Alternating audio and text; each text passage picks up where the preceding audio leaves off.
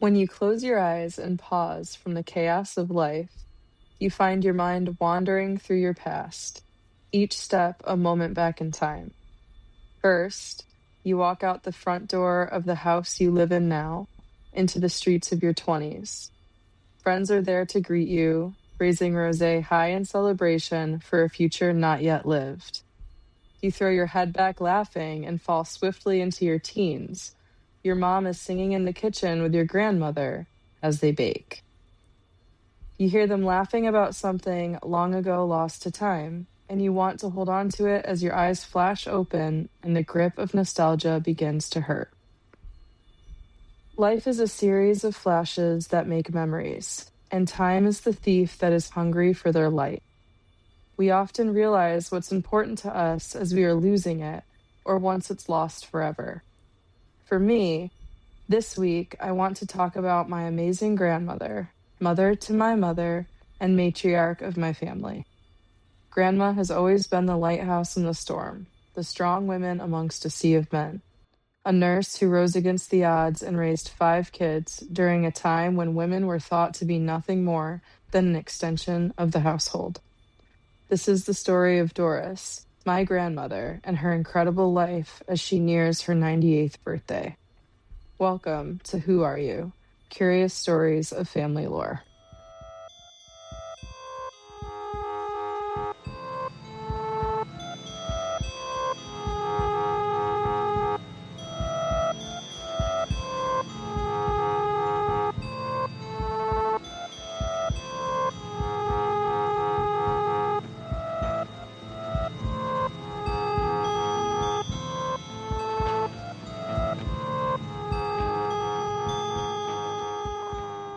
I'm Wheatsy.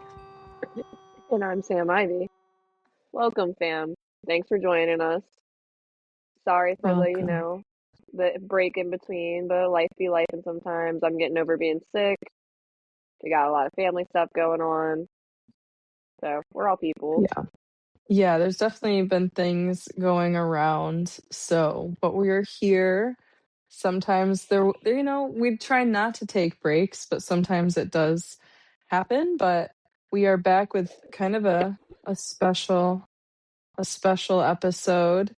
So we appreciate your guys' patience.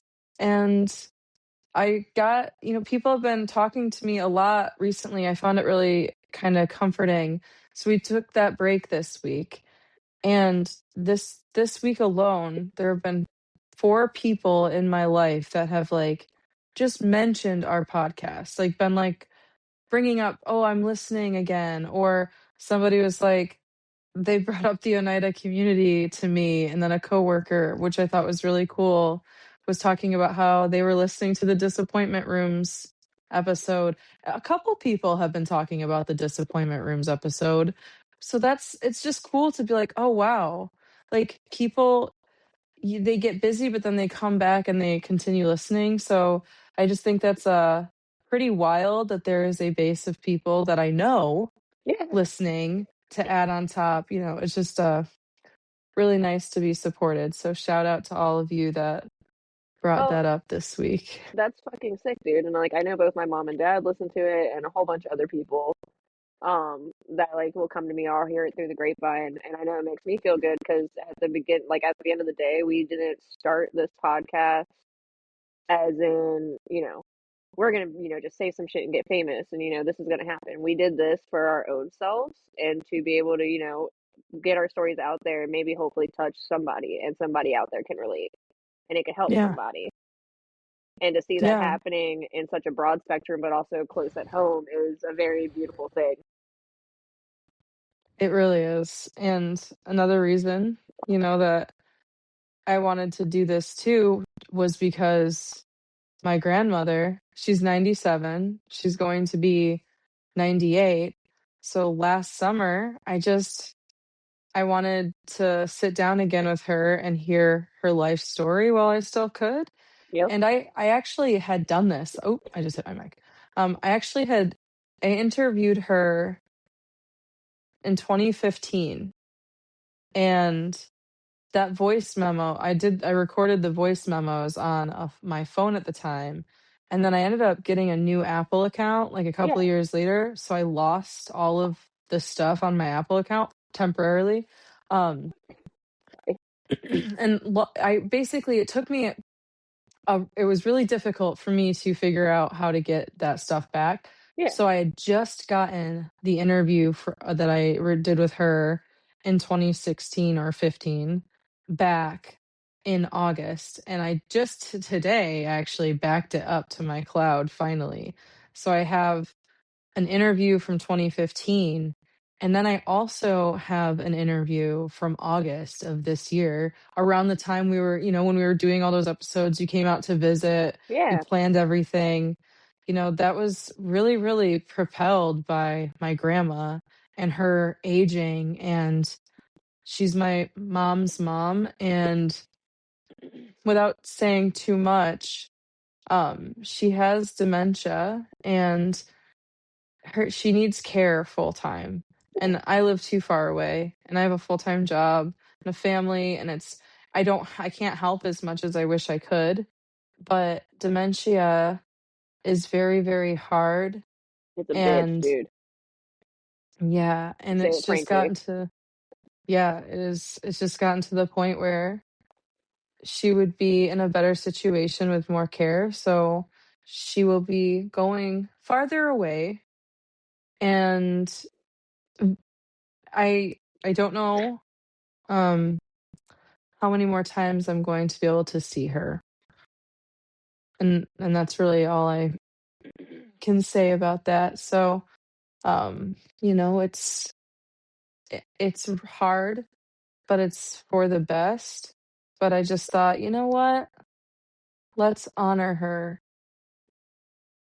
and kind of um do this.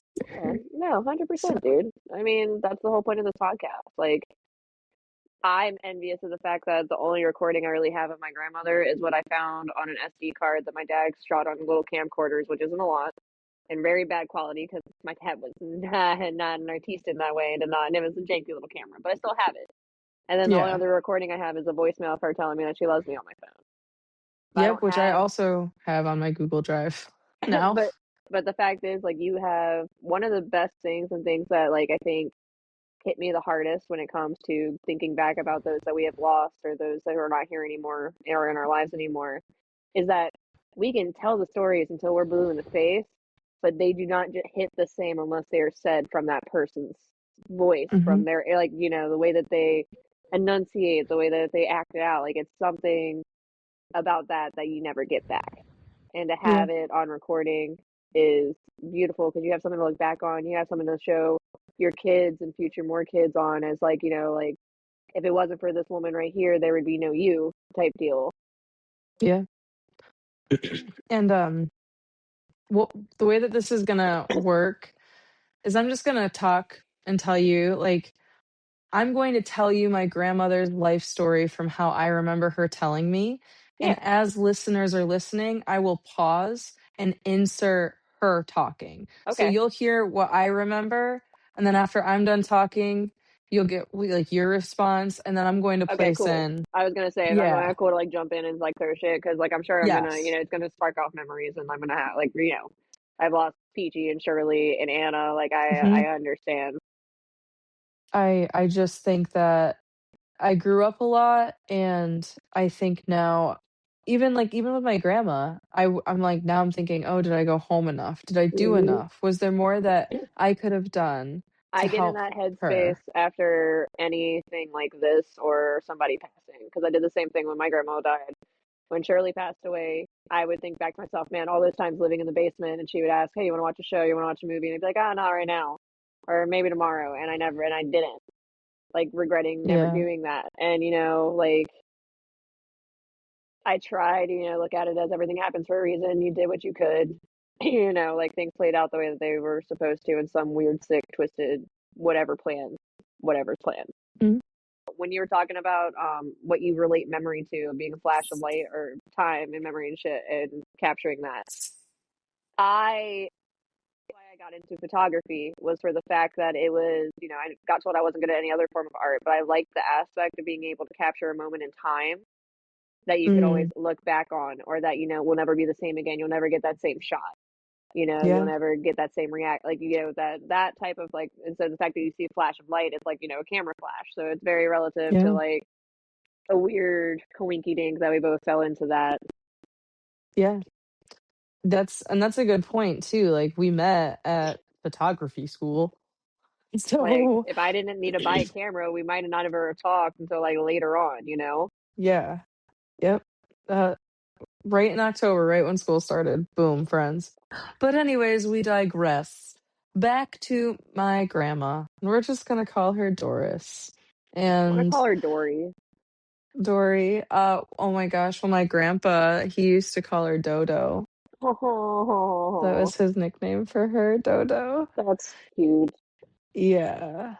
Yeah. So I actually like haven't thought about that in a while. Yeah, he used to call her Dodo. Um But she was born on June 23rd, 1924, on a farm in rural New York. No doctors. No hospital, I mean. Um, I'm pretty sure her birth certificate just says I'm not even Farm. I don't even know, just like New York and like the county or something, or maybe even like the address.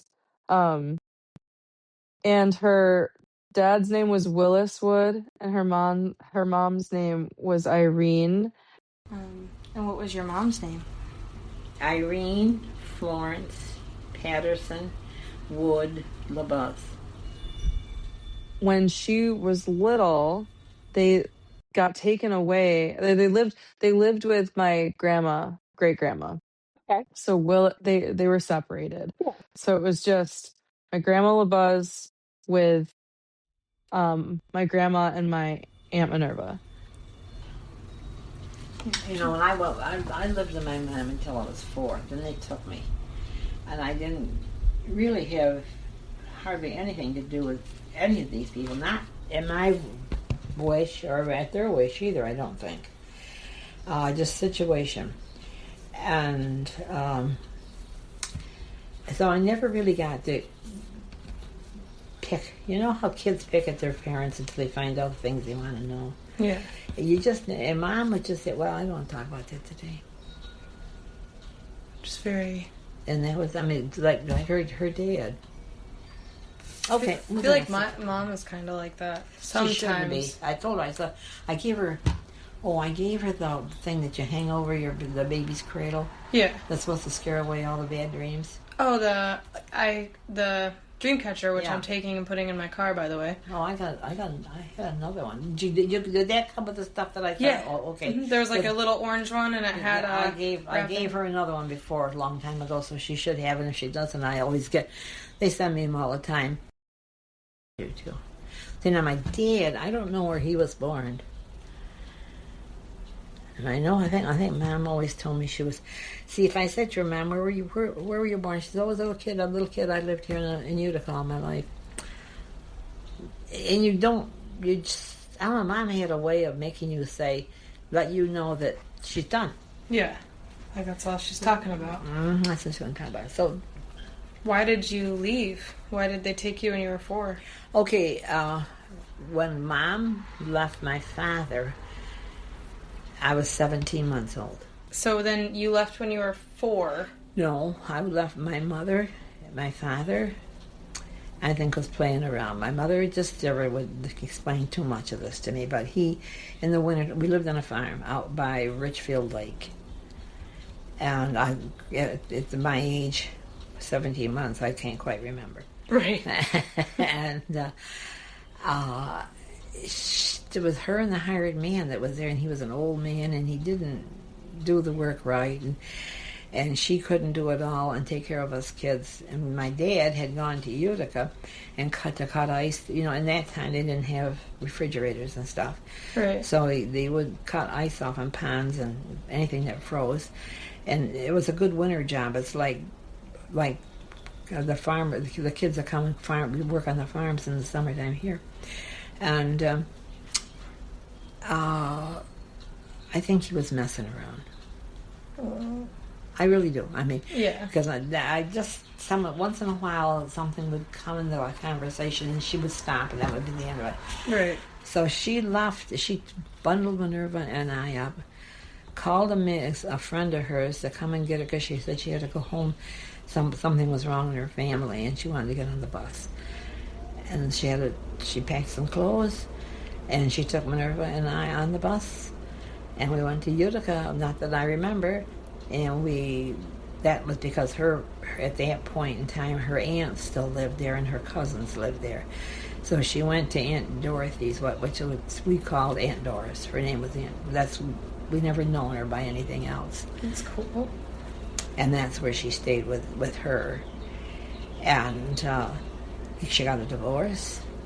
And see, I don't think Mom would get a divorce if something really nasty wasn't going on. Right. Yeah. Especially, in those days. 2 kids, yeah. Yeah, 2 kids in the era that it was. So then, this is so hard to explain. Okay, Mom stayed with her aunt, which was my grandmother's mother's sister. Okay, and my Aunt Doris had 3 kids: Lillian, Agnes, and a boy. I think his name was Robert, if I remember correctly. Now, he had a trucking service, and Mom met one of the drivers who turned out to be Grandpa Frank. Ah. And that's where their little romance came in. And they got married, and they eventually had Patty, which I don't even remember her coming or going, because once again, you only can remember so much when your head's little. And there's a few things that I can pick out of my memory that I remember. Like, I remember riding in an old car. Grandpa was driving it, and Minerva and I and Patty were in the back seat. Patty had it on very small. Because Patty is Grandma LaBuzz's and Frank's. Yeah. Patricia Ann. I don't even know if her name is Ann. I called her Patricia Ann all her life, and she always used to holler at me for doing that. Now I don't even know what her real name was. Patricia May, that's what it was. I think she was about maybe 2 years younger than I was. Not much. Because in those days they had no birth control. They didn't use any. Right. And well, when I go through these brothers and sisters of mine, somebody said to me one time, "Oh, I have a couple brothers I don't like, or I have sisters I don't like." I said, "How can you say that?" I said, "I had the screwed up family there was," and I said, "I liked every one of my brothers and sisters." Yeah. I said, all my sisters are gone. I said, "You know how that feels? They're just me and my brother." Oh.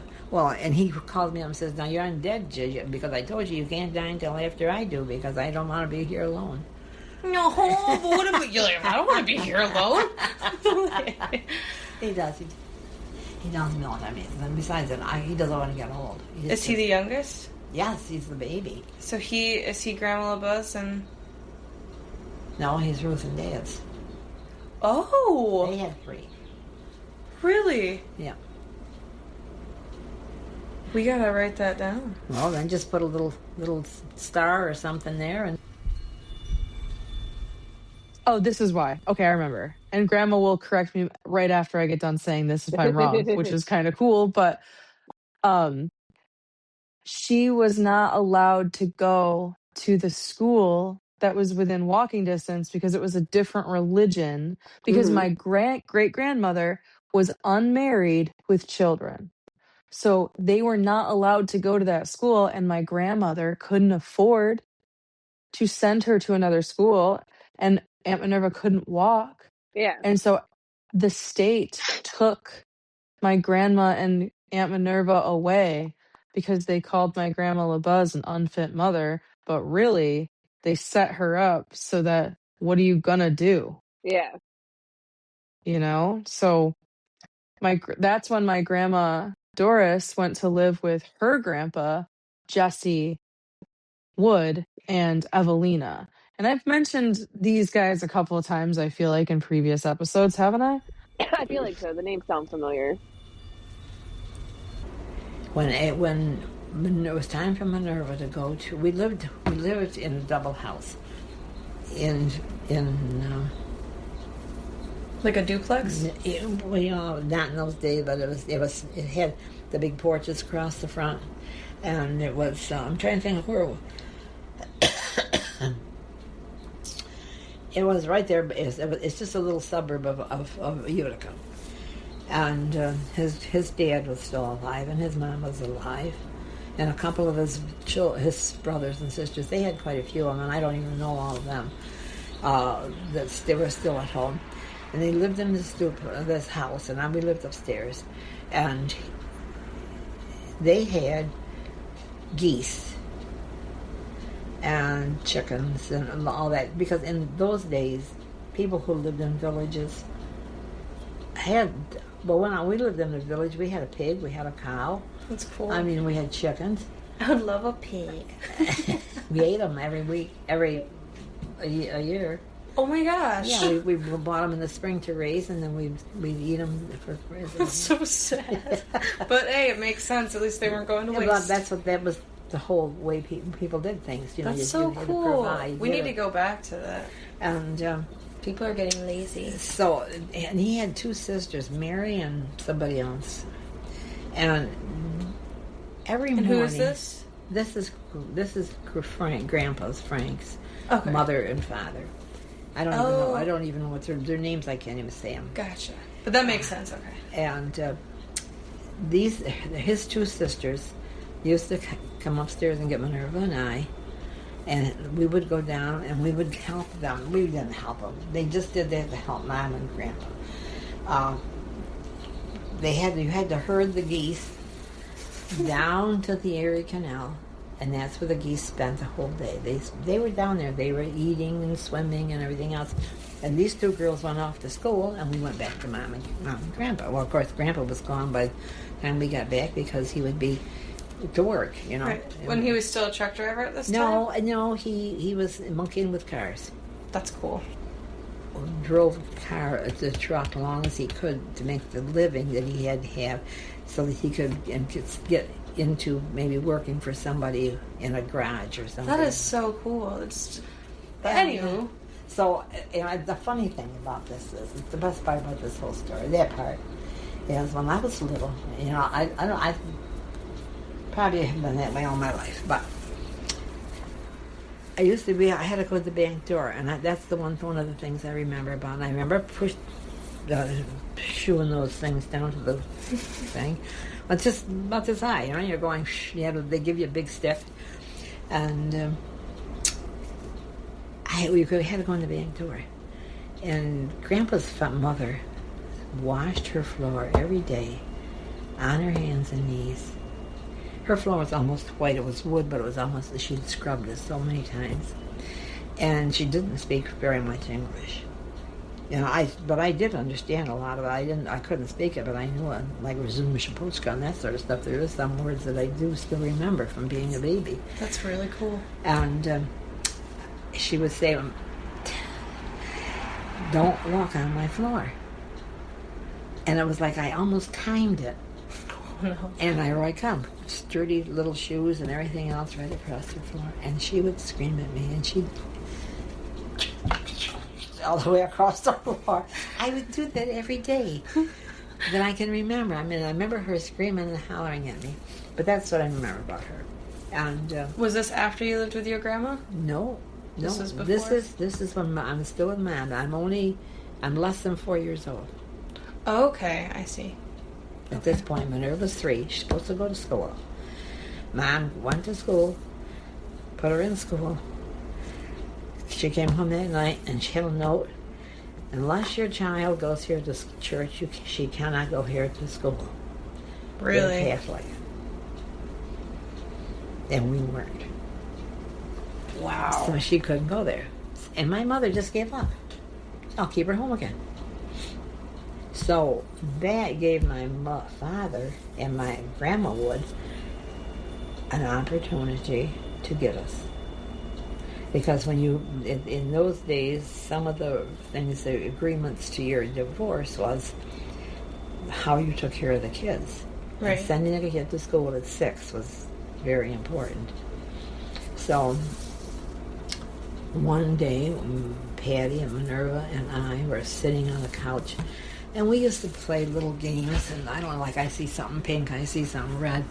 You played that game, I'm sure, when you was little. Yeah. And we were sitting there playing it, and all of a sudden the door opened up, and Aunt Margaret, who was Uncle Roy's wife, and Uncle Roy was Mother's brother, and it was her only real brother. She had other ones afterwards, but You can keep going. opened the door and walked in, and guess who came behind her? Your The grandma. sheriff and a lawyer. We didn't know who they were, but Mom did. She started crying immediately. And I can remember, I mean, I don't think I ever seen her cry before or again. But I did. She just was all upset. So he told her, now, okay, whatever you want to pack for these kids, and however you want them dressed, you go do it now. We will give you so much time, and we'll be sitting right here waiting for you.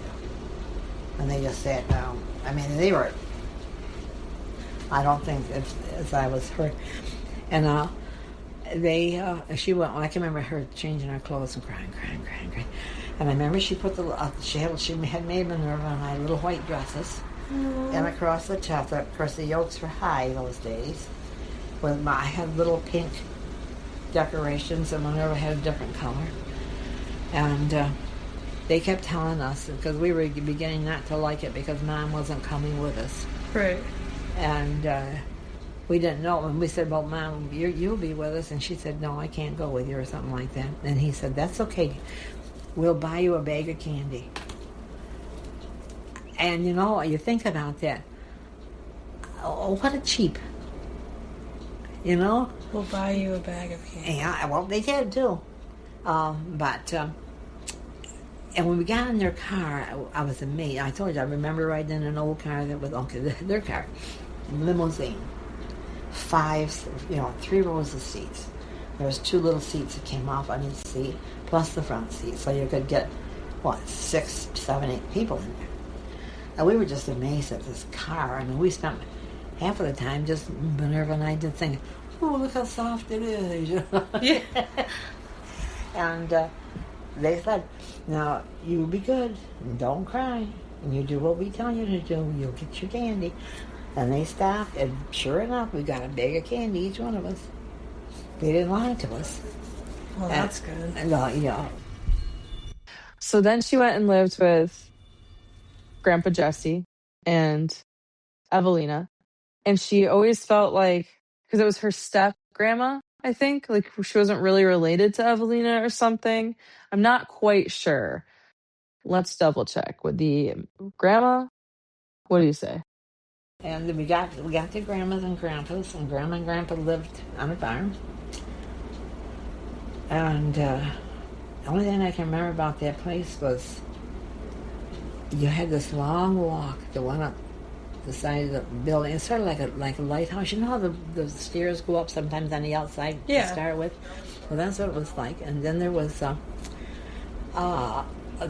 metal handle, and you opened the door and you were into the dining room. That's cool. Yeah, it was. And I mean, I can remember that. And that was her house? That was that was part of that. No, not just that. Sorry. Not just that little one. I mean, that's how you got into it. That's how you got into the house. But funny things that a kid remembers. Yeah. You know? They're like snapshots of moments. And first thing, well, after they left, one was named Clark. I remember Mr. Clark. And I don't know. I think I don't know which one he was, whether he was a lawyer or whether he was the sheriff or whatever. And Grandma's first thing she said was, give me those bags of candy because you kids aren't going to sit here and eat all those all at one time. we were just happy that we just had the bag, you know what I mean? Yeah. She took them and she put them on top of her china closet. You know when you're 4? How high that seems? Yeah, that's what it is. And Grandpa came in, and he just kind of took our side, you know. I'm just like, oh, come on, Abby. They give those kids a piece of candy. They earned it. So this is Willis's parents? Yes. Okay. Yes. He would think, actually, this Grandpa Wood that I'm talking about now probably was my favorite relative when I was a little kid growing up. Oh, what was his name? Jess Vanderwerken Wood.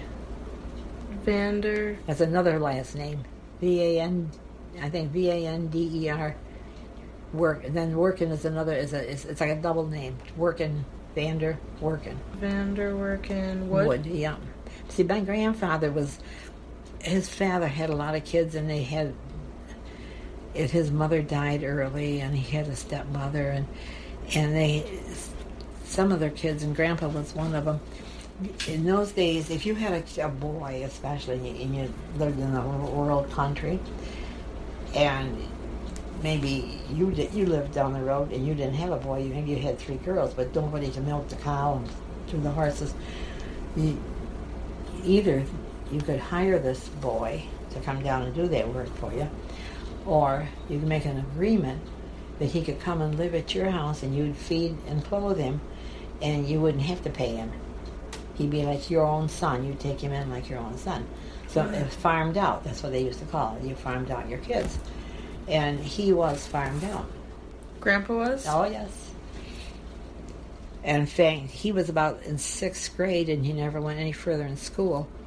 And yet, I'll tell you, he was very smart. He read everything, every magazine, book, paper that he could get. I just thought he was a doll.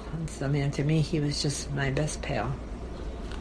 And, well... How, do you know his birthday or anything? Or when he was... I can't. You're so young, you don't think about things like that. No, but I remember, I know his birthday was in the spring because I used to pick wildflowers for him, and Ruth used to make him fudge. That's because he loved candy. He had a sweet tooth, and he loved candy, and nobody had money to spend on candy. You learn that after you get older and older, and you wonder why you never had any. And my grandmother's name was Evelina, and I don't know what her middle name was. I probably did at one time. It's not that Evelina didn't like her. I think my grandma once said, but it felt that way as a kid. But as she grew up, she realized maybe Evelina just didn't know how to handle such a curious, stubborn 5-year-old.